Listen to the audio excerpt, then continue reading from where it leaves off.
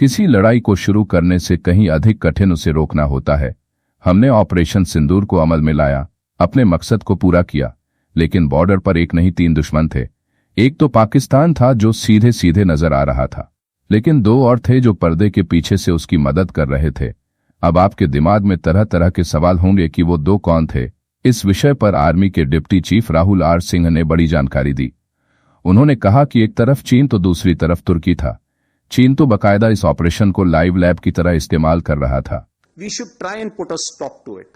So a lot of naysayers say, why did we stop now? So war is easy to initiate, but it's very difficult to control.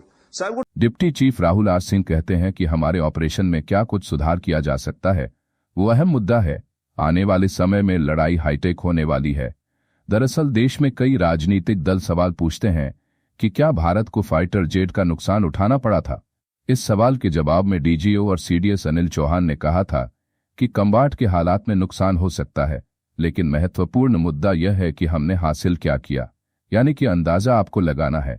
इन सब के बीच उप सेना प्रमुख Rahul R Singh ने कहा कि चीन ने 36 स्ट्रैटाजेम्स के दर्शन पर काम किया। इसका अर्थ यह है कि सीधे तौर पर लड़ाई का हिस्सा ना बनो, लेकिन दुश्मन के दुश्मन की मदद करो। Of a system has to be prepared for which we have to move very, very fast. So few lessons that I thought I must flag as far as Operation Sindoor is concerned. Firstly, one border, 2 adversaries. So we saw Pakistan one side, but adversaries were 2, and if I would say actually 4 or 3 actually. So Pakistan was the front face. We had China providing all possible support, and it's no surprise because if you were to look at statistics, in the last 5 years, 81% of the military hardware that Pakistan is getting is all Chinese, 81% of that. So it's no surprise. And China, of course, the good old dictum, killed by a borrowed knife, 36 stratagems that China talks about, killed by a borrowed knife. So he would rather use the neighbor to cause pain than getting involved in the mud slinging match on the northern border. So that is what he's seen. And another thing that China perhaps has seen is that he's able to test his weapons against, say, various other weapon systems that are there.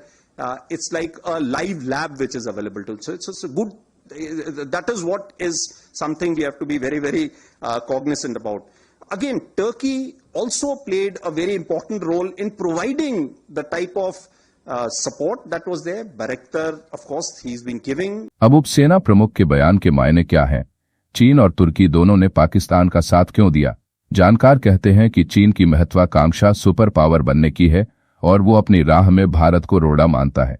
Pahalgam की आतंकी वारदात के बाद जब operation सिंदूर के जरिए पाकिस्तान पर कड़ा प्रहार किया गया, तो चीन को लगा कि यह सही मौका जब वो अपने हथियारों और तकनीकी सिस्टम का परीक्षण कर सकता है। बता दें कि पाकिस्तान के हथियार जखीरों में 81% हिस्सा चीन का है। भारत पाकिस्तान तनाव में चीन ने अपनी नापाक मंशा पूरी की। अब बात करते हैं तुर्की की।